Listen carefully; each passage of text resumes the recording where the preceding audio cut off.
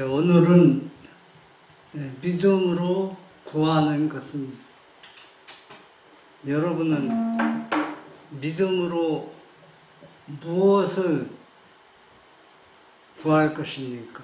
또 무엇을 하나님께 기도하고 있습니까? 믿음으로 하나님의 능력을 우리가 좀 생각해 보도록 하겠습니다.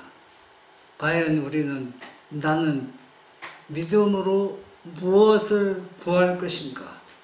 구할 것이 꽤 많이 있습니다. 네, 맞습니다. 그 많은 중에서 과연 무엇을 구해야 하는가?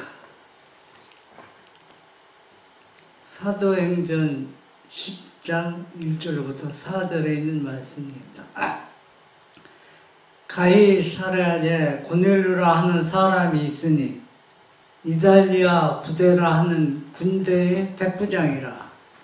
그가 경건하여 온 집안과 더불어 하나님을 경외하며 백성을 많이 구제하고 하나님께 항상 기도하더니 하루는 제 9시쯤 되어 환상 중에 밝히 보매 하나님이 사자가 들어와 이르되 고넬료야 하니 고넬료가 주목하여 보고 두려워 이르되 주여 무슨 일이 나이까?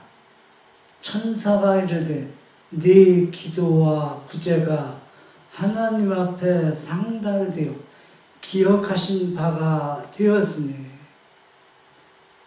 우리가 이거 보면 고넬료는 이방인입니다. 로마 사람이고 군인이고 로마 군의 백부장인데 사실 그 백부장은 아니죠. 아니죠.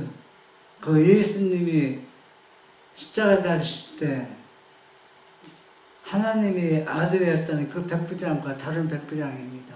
이방인 백부장들도 이스라엘 쳐들어왔다가 하나님 믿는 사람들. 이게 한번 주목해 보면 우리가 해야 할 기도가 바로 누가 하고 있어요?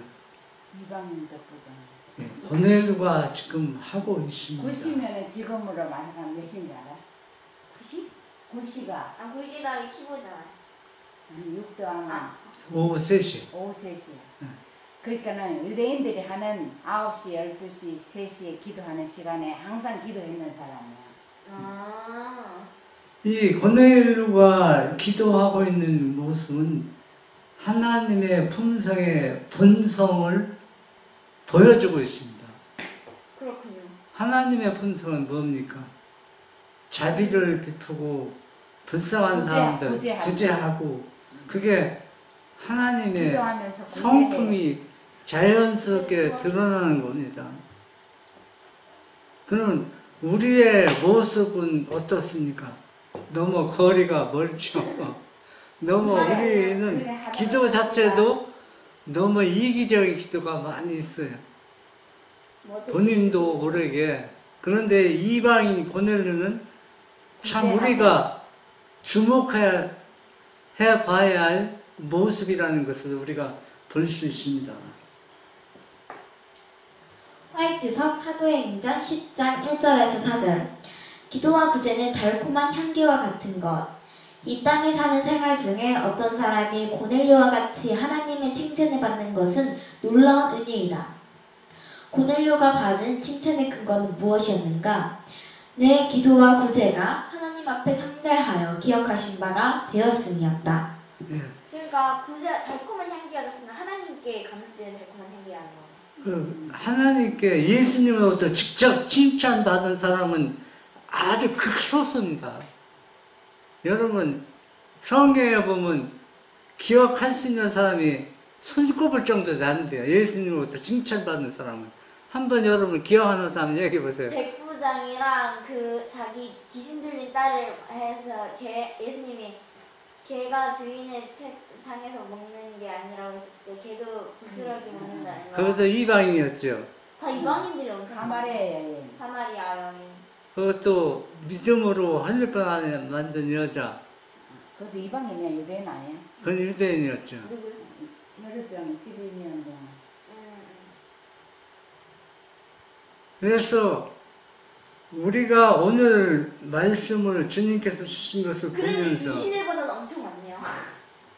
내 삶은 어떤 모습이었는가, 내 자신을 살펴보고 우리가 어떻게 예수님이 원하는 그 길을 가야 하는가를 우리가 노정표를 우리가 생각해 봐야 된다는 것입니다. 고넬료의 기도는 향기가 나고 달콤하다 하겠습니다. 그래 하나님의 향기롭고 달콤한 거는 기도하면서 이 땅의 사람을 구제해야 되네. 물론 그렇지, 우리가 인간적 표현은 그렇지만 하나님의 품성을 드러내는 겁니다. 우리 생활 속에서. 그러면 그것이 기도와 구제, 달콤한 향기가 돼서 누구로부터 칭찬받아요? 하나님 기도와 예수님부터 칭찬받는 달콤한 믿음의 삶이 될 수 있다는 얘기입니다. 그럼 예수님께 칭찬을 받는 건 엄청난 행운이네. 그렇죠. 화입주석 사도행전 10장 1절에서 4절. 기도나 구제 그 자체가 죄인의 하나님 앞에 추천할 만한 공로가 있는 것은 아니다. 그리스도의 속죄 희생을 통한 그리스도의 은혜만이 마음을 새롭게 할 수가 있고 우리의 봉사를 하나님께 간합될 만한 봉사가 되게 하신다. 이 은혜가 고넬료의 마음을 감동시켰다. 그리스도의 영이 그의 영혼에 말씀하셨다. 그리스도께서 그를 이끄셨고 그는 이제 순복하였다.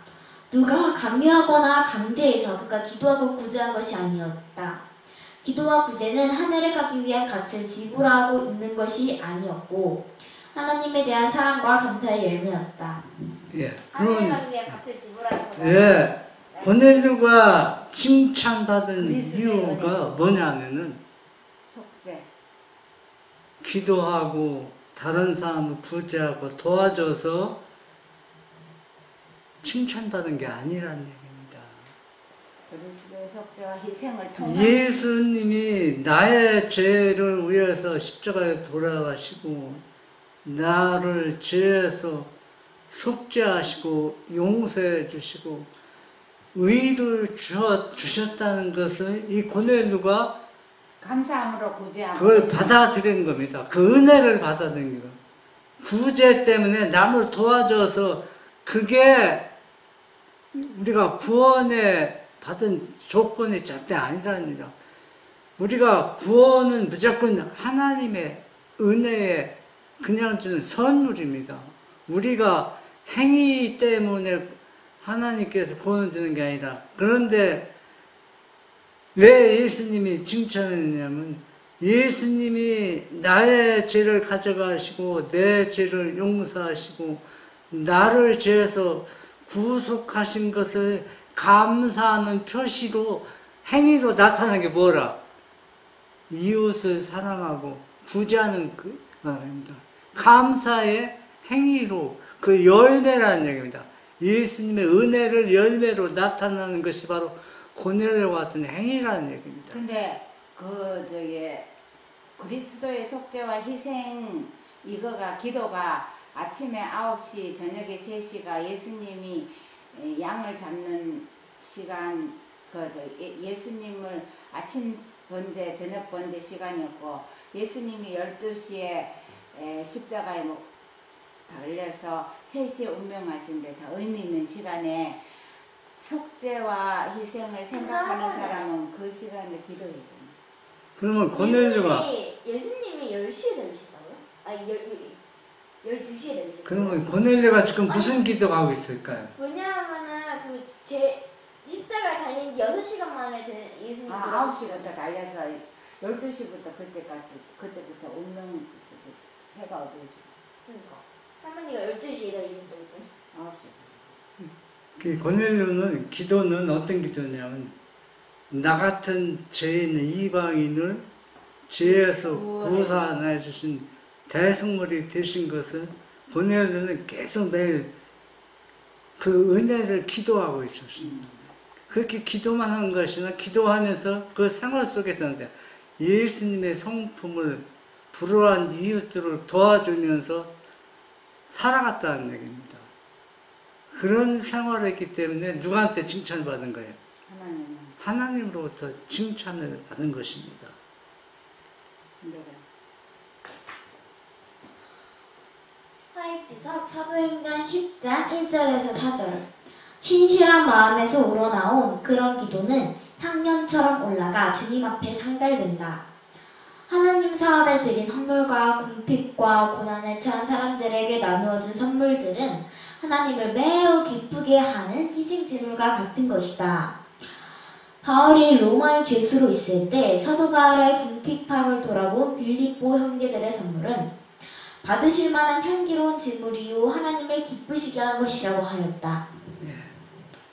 온 놈을 다 바쳐 하나님께 봉사 헌신하고 많은 고통과 고난과 핍박을 받은 사도 바울의 삶이 어떤 삶이었다? 궁핍한 삶이었다는 얘기입니다. 그래서 우리가 이 문제에 대해서는 이해하기는 쉽지 않습니다. 온몸을 다 바쳐서 헌신한 그 사도 바울 같은 믿음의 사람이 왜 궁핍한 생활로 어려움을 받고 다른 사람의 도움을 받아야만 하는가? 그 본질은 우리가 이해할 수는 없지만 이해할 수 없지만 하나님의 섭리가 분명히 있습니다. 그 하나님의 섭리가 우리가 분명히 이해하지 못하면은 사람들은 예수님의 제자처럼 예수님께 헌신하고 봉사가 다 버리고 따는 결과가 바로 예수님이 십자가에 달려 죽는 모습이다 하고 대실망하고 예수님을 떠난 그런 경험이 우리도 일어날 수 있어요. 전혀 이것을 이해하지 못하면.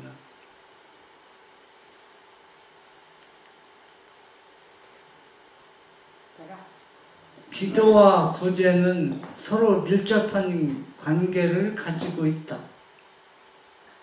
그것은 곧 하나님께 대한 사랑과 이웃에 대한 사랑의 관계를 표현한 것이다.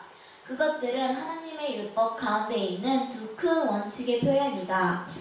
대답하여 가로되 네 마음을 다하여 목숨을 다하며 힘을 다하여 뜻을 다하여 주 너희 하나님을 사랑하고 또한 내 이웃을 내 몸과 같이 사랑하라 하였나이다.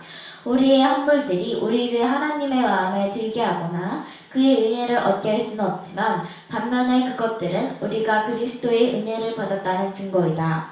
그것들은 우리의 사랑의 고백이 진짜인지 아닌지를 보여주는 시금석이다. 네. 우리가 행하는 모든 일들, 이웃을 사랑하고 또 어려운 사람을 구제하고 도와주는 것, 이런 것들은 뭡니까? 율법주의가 되면 뭡니까? 내가 이런 일을 많이 했기 때문에 또 기도와 구제를 많이 했기 때문에 나는 구원받았고 하나님의 은혜를 받을 수밖에 없다. 왜? 우리가 이런 헌물들을 이런 일들을 많이 했기 때문에 그렇게 생각하는 사람들은 하나님의 은혜를 어떻게 생각합니까? 오해하고 있는 겁니다. 뭐 이런 일들은 마땅히 해야 할 일입니다. 네. 하나님을 사랑하고 내 이웃을 내 몸같이 사는 것은 율법의 본질이고 하나님의 품성의 본질이 될 수 있습니다. 그러나 이것 때문에 우리가 하나님의 은혜를 받는 것은 아니라는 얘기입니다. 그렇지만은 이런 것들을 생활 속에서 보이지 않으면 은혜를 받았다는 증거가 없는 겁니다. 그래서 우리가 하는 고넬료 같은 하는 만약 그렇게 살아간다면 그것은 하나님께 많은 은혜를 받았다는 감사의 표시이고 행동으로 나타나는 것이 불과하지 이것 때문에 우리가 구원을 받는 조건이 될 수 없다는 얘기입니다.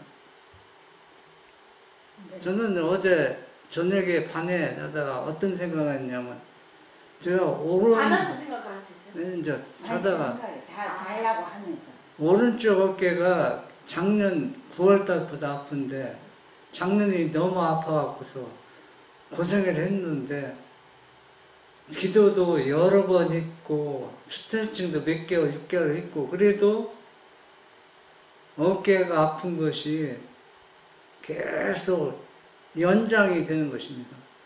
그래서 내가 성경에 나오는 그 아픈 사람들이 또 눕는 소경이 눈뜬 거 걷지 못한 안짐에게 걷는 모습을 내가 설교도 여러 번 했는데 내 자신의 모습은 내가 너무 믿음이 없다는 생각이 들자 눈물이 막 나더라고.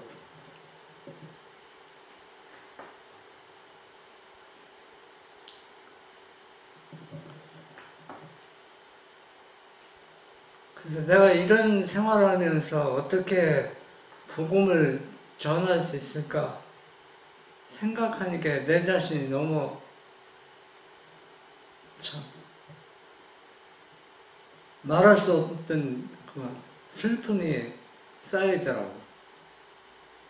그래서 왜 내가 그런 생각을 했냐면 내가 이 설교 말씀을 준비하면서 나는 믿음으로 과연 하나님께 무엇을 구하고 있는가 생각하면서 했는데 한참 지난 다음에 생각해 보니까 이것도 하나님의 놀라운 은혜라는 것을 깨닫게 되었습니다.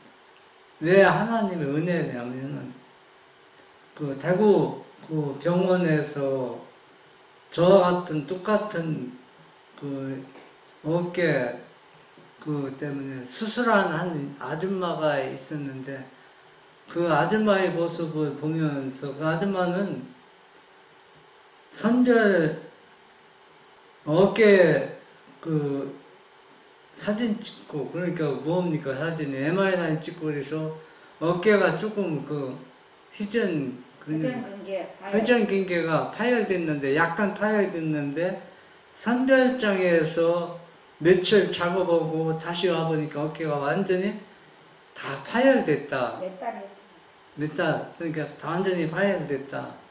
그런 소식을 전하고 듣고 하는 입장에서는 모든 일을 할 수 없게 될 것이다. 병원에서는 제가 그 8월 달에 MRI 찍어봤잖아요. W 병원에서 찍었을 때 그때는 1.3cm 1.2가 그 어깨가 찢어진 거 파열된 거 이제 모습이 나왔는데 올 8월 달이니까 건 1년 만에 이제 1년이 아니고 몇 개월이지. 아니죠. 이제 8월 달 작년 9월 달부터 아팠으니까 올 8월 달에 갔으니까 건 1년 만에 이제 병원에 가서 이제 찍은 거 아닙니까? 그런데 만약에 그 대구의 병원에 수술한 그 아줌마처럼 만약 그렇게 되었다면 작년에 무척 힘이 들고 아팠었습니다. 그런데 나 같은 경우는 1년 거의 다 할 일을 다 했잖아요. 또 무거운 것도 들고 있으면은 나도 그런 모습으로 나타날 수밖에 없는데 그런 모습으로 나타나면 지금 일을 전혀 할 수가 없어요. 예? 하면 안 되고. 그런데 거의 1년 만에 갔어도 1.2cm가 찢어졌다는 얘기는 이것도 뭡니까? 하나님의 놀라운 은혜였다는 걸 생각합니다. 그래서 병원에서는 항상 병원 의사들이 하는 얘기는 우리가 일반 사람들이 생각하는 거 완전히 차원이 다릅니다. 왜 다르냐면 남원의 그 양장님도 자기 아들이 의사인데 같이 대화를 나눠보면 안 통한다는 얘기예요. 원론적 의사들이 배우고 머리에 둔이 시키는 그런 원론적인 걸 얘기해서 안 통한다는 얘기예요. 하나님의 창조의 능력을 그 사람들 하나도 안 받아들인다는 얘기입니다. 그래서 제가 병원에서 의사가, 저를 진단한 의사가 뭐라고 하냐면, 수술해도 일은 먼저처럼 할 수 없다. 또 시제적 파악이 되기가 쉽다. 그러니까 아예 일을 거의 할 수 없는 겁니다. 수술한다고 해서 끝나는 게 아니라는 얘기입니다.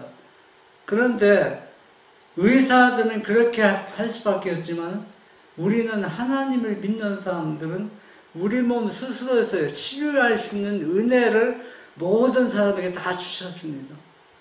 건강요법도 있고 운동도 있고 여러 가지가 포함되지만 제가 강원도에서 몇 년 동안 있으면서 그 집안에 의사가 있는 사람은 꼭 그 환자는 죽더라고. 네? 환자가 꼭 죽어요. 왜 죽느냐면 의사들. 의사들 말대로 자꾸 권유하는, 당신이 이렇게 하면 안 되니까 이렇게 하라고 의학적으로 자꾸 권유해서 약을 먹든지 자꾸 뭐 해서 결국은 10명이면 10명 다 죽어요. 그러나 의사 말을 듣지 않고 하나님의 방법되는 사람들은 다 살아남는 겁니다. 그래서 20년 전까지만 해도 사람의 뇌세포는 재생되지 않는다고 의학적으로 완전히 설명했지만 지금은 어때요? 뇌세포도 재생된다는 것이 의학적으로 발견되었습니다. 그래서 하나님을 믿는 사람들은 우리의 기도는 불가능한 것이 없습니다. 불가능한 것이 없다는 얘기입니다. 하나님이 우리를 창조했기 때문에 우리 몸을 더 많이 아는 사람, 정확히 아는 사람은 의사보다 누굽니까? 창조주 하나님이라는 얘기입니다. 그래서 우리는 고넬료처럼 믿음으로 구하고 기도하는 것이 얼마나 필요하다는 것을 우리가 알 수 있습니다. 화이트서 사도행전 10장 1절에서 6절. 진리를 열렬히 찾는 사람은 어둠 속에 버려지지 않음. 여기에서 주께서는 주어진 모든 빛을 따라 행하는 사람들을 어둠 속에 버려두시지 않으시고 그들과 교통하시기 위하여 그의 천사를 보내신다는 적극적인 증거를 주셨다. 고넬료는 구약 성경에 주어진 교훈을 따라 살고 있었고 주께서는 사자를 그에게 보내서 어떻게 할 것인가를 말씀해 주셨다. 예. 고넬료는 매일 규칙적으로 기도하고 구제사하고 하나님의 성품을 드러내는 그런 믿음의 생활을 계속 하고 있습니다. 그런데 왜 고넬료에게는 하나님께서 직접 알려주지 않으실까요? 기도하는 사람들은 하나님께서 직접 가르쳐주고 권면 있잖아요.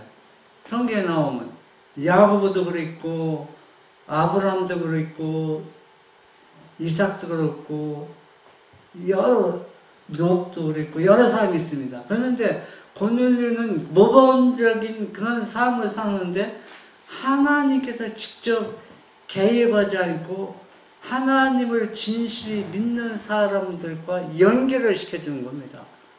왜 그렇게 했을까요? 이것도 하나님의 오묘한 섭리가 여기에 들어 있습니다. 어떤 섭리가 들었냐면은 결국은 고넬료는 누구와 연결이 되었습니까? 베드로와 연결되었습니다. 여기 보면은 사도행전 10장 1절 6절 보면 하나님께서 하여주서는 천사를 시켜서 고넬료에게 그가 필요한 것을 모두 다 말씀하실 수 있었지만 그렇게 하는 것은 하나님의 계획이 아니었다. 왜 하나님이 계획이 아닌지 우리가 살펴봅시다. 하나님께서는 의도하신 바는 하늘에서 지식을 받는 사람들과 고넬료를 연결시켜 주시는 것이었고 그 사람이 빛을 구하는 사람들에게 빛을 나누어 주게 하시는 것이었다. 하나님은 항상 이와 같은 방법으로 그의 백성들을 취급하신다. 고넬료는 받은 지시를 순종하여 교회와 연합하였고 하나님과 동력하는 유용하고 가마력 있는 일꾼이 되었다. 만약에 고넬료가 직접 하나님께서 개입해서 고넬료에게 했다면 교회와 그 당시 하나님을 믿는 예수님의 제자들과 같이 동력생활, 같은 생활을 할 수 있을까요? 할 수가 없어요. 왜 할 수가 없습니까? 베드로까지도 이방인들을 어떻게 해요? 차별화했잖아요. 아직 이해를 못했어요. 근데 베드로가 꿈에 그렇게 계시를 보자기에 뭐가 장대 부정한 음식 동물들이 있는데 이걸 먹으라고 했을 때 하나님께 먹으라고 했을 때 베드로가 처음에는 당황스럽고 오해했는데 나중에 하나님의 뜻을 이해하고서 완전히 그의 편견을 완전히 헐어버렸습니다. 그래서 이 베드로를 통해서 고넬료와 연결시켜서 베드로가 가지고 있는 모든 문제도 해결되었고 이 고넬료가 하나님 사람에 같이 협력하고 봉사할 수 있던 연결의 꼬리를 하나님께서 하셨다는 얘기입니다. 그러니까 하나님의 섭리가 얼마나 오묘한지 여기에서 우리가 볼 수 있습니다.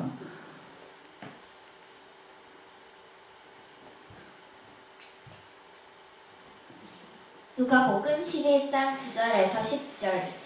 내가 또 너희에게 이르노니 구하라 그리하면 너희에게 주실 것이요 찾으라 그러면 찾아낼 것이요 문을 두드리라 그러면 너희에게 열릴 것이니 구하는 이마다 받을 것이요 찾는 이는 찾아낼 것이요 두드리는 이에게는 열릴 것이니라.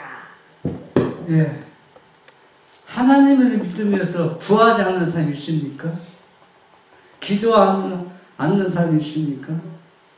다 받을 것을 믿고 찾고 두드리고 기도하는데 왜 안 됩니까? 기도하는 방법이 있는 거죠, 공식이.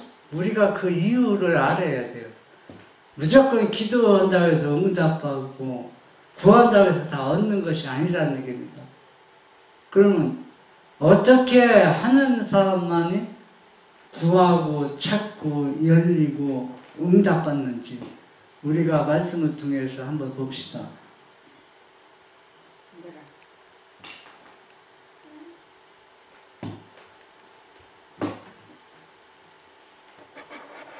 하이즈석 누가복음 11장 9절로 13절. 믿음으로 구하는 것은 우리의 특권임. 우리들은 하나님의 말씀을 통해서 하나님의 확증을 받게 된다. 우리들은 하나님께서 우리들의 기도를 들으셨다는 것을 믿기 이전에 어떤 놀라운 감정의 변화가 있기까지 기다려서는 안 된다. 감정이란 구름처럼 변하기 쉬운 것이어서 감정을 우리들의 표준으로 삼아서는 안 된다. 우리들은 신앙의 기초로 확고한 무엇을 가져야만 한다. 거듭난 사람은 감정에 의존해서 내가 무엇인가 마음이 새롭게 변화된 것처럼 그렇게 생각하는데 그걸 뭘 느껴야 어떤 내부로 느끼면 그런데 그런 것들은 사단이 갖다 주는 게 꽤 많이 있습니다. 물론 하나님께 오는 경우도 있겠지만 하나님께 오는 건 그렇지 않습니다. 그런데 여기 보면 뭐라고 했어요? 어떤 감정의 변화보다도 그런 감정이 표준이 되는 것이 아니라 신앙에 기초한 확고한 무엇이 있어야 된다. 신앙의 기초 확고한 그것이 무엇이냐? 주님의 말씀은 우리들이 의뢰할 수 있는 무한한 능력의 말씀이며 주님께서는 구하라 그러면 주실 것이요 라고 말씀하셨다. 갈바리를 바라보라. 주님께서 우리들의 대변자가 되신다고 말씀하시지 않았던가? 무엇이든지 당신의 이름으로 구하면 받게 될 것이라고 말씀하시지 않으셨는가? 우리들은 결코 우리들 자신의 선이나 선행을 의존해서는 안 된다. 우리들은 의의 태양이신 주님께 의탁하기 위하여 나와야 할 것이며 그리스도께서 우리들의 죄를 씻겨 주셨고 당신의 의를 우리들에게 전가시켜 주셨다는 사실을 믿어야 한다. 네. 구하라 그러면 주실 것이요 찾으라 찾을 것이요. 그랬는데 선행과 구제만에 의해서 기도 응답받는 건 아니라는 얘기입니다. 그리고 품성이 변화되고 거듭난 건 아니라는 얘기입니다. 신앙의 확고한 기초, 그게 뭐냐? 우리들의 죄를 찢겨 주셨고 당신의 의를 우리에게 전가시켰다는 사실을 믿어야 된다는 얘기예요. 그것은 바로 뭐냐? 예수님이 십자가를 위해서 나의 대속물이 되셔서 나의 죄를 전부 누가 가져간 거예요? 예수님이 가져갔고 예수님이 의를 살아있는 의를 나에게 주셨다는 것을 어때요? 믿음으로 받아들이고 실천하라는 얘기입니다. 그렇게 한 사람만이 구하라. 그러면 얻을 것이요. 찾으라. 찾을 것이라는 얘기입니다. 죄는 하나도 버리지 않고 예수님의 품성 하나도 안 받고 인간적인 안목으로 아무리 기도하고 열심을 다 해도 그 기도는 하늘에 올라갈 수 없다는 얘기입니다. 그리스도의 의가 없어서. 화이트상 누가복음 11장 9절에서 13절. 우리들은 거룩하신 대면자이신 예수님의 이름을 힘입어 회개한 죄인으로서 하나님께 나아와야 하며 자비하시고 용서하시는 하늘 아버지에게 나올 때에 당신께서 약속하신 것을 우리로 행하게 하실 것을 믿어야 한다. 하나님의 축복을 바라는 자들은 문을 두드리고 자비의 보좌에서 기다리며 확고한 보장을 가지고 주님께서는 구하라 그리하면 너희에게 주실 것이요 찾으라 그러면 찾을 것이요 문을 두드리라 그리하면 너희에게 열릴 것이니라고 말씀하셨나이다 라고 말하다. 어떤 사람에게 이렇게 문이 열리고 찾고 그럽니까? 예수님의 이름을 힘입어 어떤 사람? 회개한 죄인이라는 얘기입니다. 내 자신이 죄인이라는 걸 인식하고 받아들여야 됩니다. 나는 잘못한 게 없는데 이렇게 생각할 수 있습니다. 그러나 우리는 우리 자신이 죄인이라는 사실을 인정하지 않으면 회개할 필요성을 전혀 느끼지 않는 것입니다.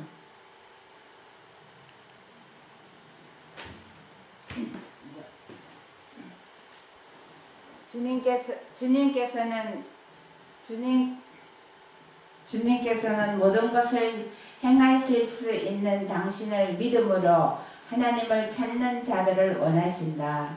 주님께서는 가장 통속적이며 보편적인 사건을 인용하셔서 하나님께서 우리들의 요구를 얼마나 기꺼이 들어주시며 응답해 주시기를 원하는지에 대하여 나타내 보여주시려고 애쓰셨다.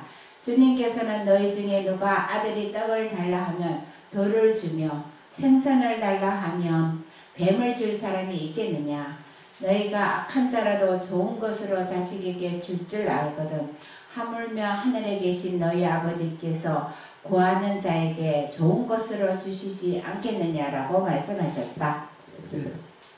하나님께서는 악한 세상의 악한 부모도 생선을 달라면 뱀을 줄 부모가 없습니다. 그런데 우리가 우리의 죄를 예수님께서 다 가져가고 용서해 주시고 예수님의 의를 주신 것을 우리가 믿음으로 받아들이는 사람에게 왜 예수님께서 우리가 구하는 것을 안 주시겠습니까? 하늘에 계신 너희 아버지께 구하는 자에게 좋은 것을 주시지 않겠냐? 어떤 자에게 주신다는 얘기입니까? 예수님 이름으로 힘입어 구하는 사람에게 주신다. 네. 회개하는 예수님께 내 자신의 죄를 다 맡기고 용서받은 사람에게 그런 사람이 구하는 것을 예수님께서 다 주신다는 겁니다.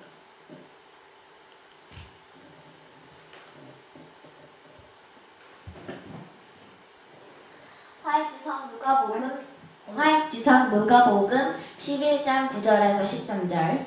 그리스도께서는 부모가 자기 자식에게 나타내는 육신적인 애정을 설명하심으로써 인간을 도우시려는 하나님의 자발적인 심령에 관하여 우리들에게 호소하셨다.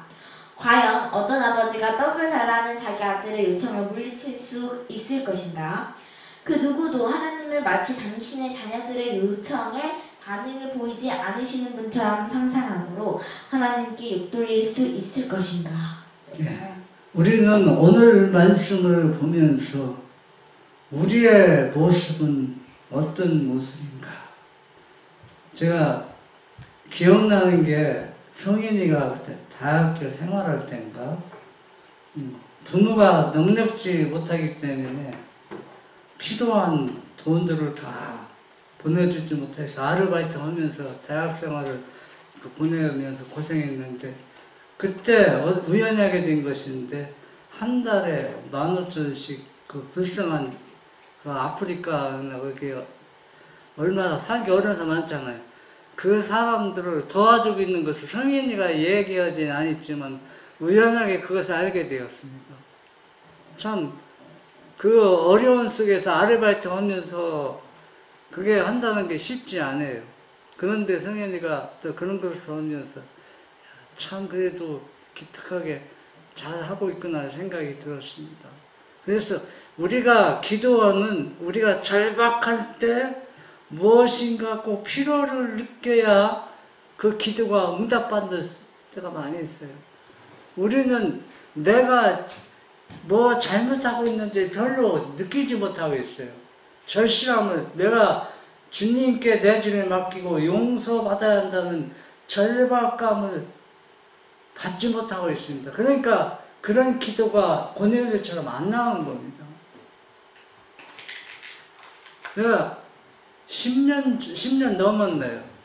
그 안동에 사과 주스를 맡기고 오는데 겨울인데 눈이 내리더라고. 눈발이. 그때가 11월 말일경인가 되니까 12월 총과 말일경인가 됐는데 그 주스단 공장에서 딱 사과를 내리고 나니까 눈이 오기 시작하는데 그때가 내가 시계를 보니까 그때가 5시 넘으면 해 떨어졌어요. 조금만 넘으면. 그런데 해가 떨어지고 있더라고 보니까. 시간 보니까. 그래서 빨리 집에 와야 되는데 10분 지나니까 한방눈이 얼마나 내리고 조금 20분 지나니까 어두운데 앞을 볼 수가 없어요. 헤드라이트. 네? 헤드라이트 켜도 다 서야방이 하얀입니다. 그래서 뭐 운전하면서 뭐 할 게 있어요? 기도뿐이 할 게 없어요. 기도하는데 길 안쯤 오니까 내 앞에 차 미니버스하고 승용차 한 대가 가는 거 내 앞에서 봤는데 그것만 보고 갔는데 그 차들이 못 가고 길에서 쉬더라고. 그 사람들 도저히 못 가고. 나는 집에까지 엄청 많이 오셨네. 집에까지 가려면은 그래서 보니까 그때 추운데 날씨가 추웠어요. 내복을 안 입고 가서 추워가지고서 추워서 집으로 가시겠다. 추워서 차 안에서 보면은 그때는 차가 고물차라 잘 모든 것이 잘 안 되고 그래서 차 안에서 어떻게 할 수도 없고 집에 가야 했는데 도저히 갈 수가 없어요. 그래서 기도하면서 이제 그 마사 터널까지 왔는데 뭐 터널에 오니까 거기 어둡게 하니까 막 차가 줄줄 밀려서 가요. 그냥 막 차가 막 브레이크 잡으면 안 되니까 막 이리이리 그러면 그래서 집에까지 갔는데 박았어요? 안 갔는데 그때 보니까 8시가 다 됐더라고. 우와. 3시간이 걸렸어요. 3시간. 그런데 이것도 하나님의 은혜지. 하나님 은혜가 아니면 지금 그 상황에서 가라면 못 갑니다. 못 가. 그래서 기도는 절박한 상황이 돼야 올바른 기도가 되는 겁니다. 그리고 성현이고 양선이가 광천고등학교 나올 때 내가 실어다 주고 아침에 실어다 줬잖아. 실어다 주는데 아침에 일어나니까 길이 얼마나 미끄러운지 못 가봤어요. 그게 더블캡이었는데 그때 아이고. 네, 홍북에서. 그래서 이제 싣고 갔는데 갈 때는 얘대로 돼요. 학기까지 실어다 줘야는 절박성이기 때문에 모든 것을 다 버리고 오직 얘들 학기에 실어다 주는 마음으로 학기까지 실어다 주고 오는데 올 때는 미끄러워서 도저히 못 오겠더라고. 그래서 차를 세워놓고 얼음이 녹은 다음에 왔습니다. 내가 이 얘기를 하냐면 우리가 죄인한 것을 인식하고 주님께 맡길 때는 내가 절박한 어떤 상황을 부딪혀야 그때 산다는 얘기입니다. 진짜 그러네. 죄인한 자기 자신도 느끼지 못하고 있어요. 이럴 때 하나님께서는 우리에게 시험을 주셔서 어떤 문제를 주셔서 너는 회개할 필요성을 느끼게 한다는 얘기입니다. 그냥 우리가 이러한 기회를 주시면 우리가 하나님께 기도하고 우리의 내가 하던 모든 죄를 맡기고 기도에 응답을 받고 고넬료처럼 우리가 이런 일을 통해서 내가 믿음이 드러나는 것이 아니라 하나님께서 우리를 구원하신 은혜를 감사의 표현으로 고넬료처럼 생활하는 겁니다. 그래서 오늘 우리에게 주신 말씀을 생각하면서 우리가 어떻게 기도하고 어떻게 살아가야 할지 하나님께서 주셨다고 생각하고 순종하는 믿음이 되시길 바랍니다. 아멘.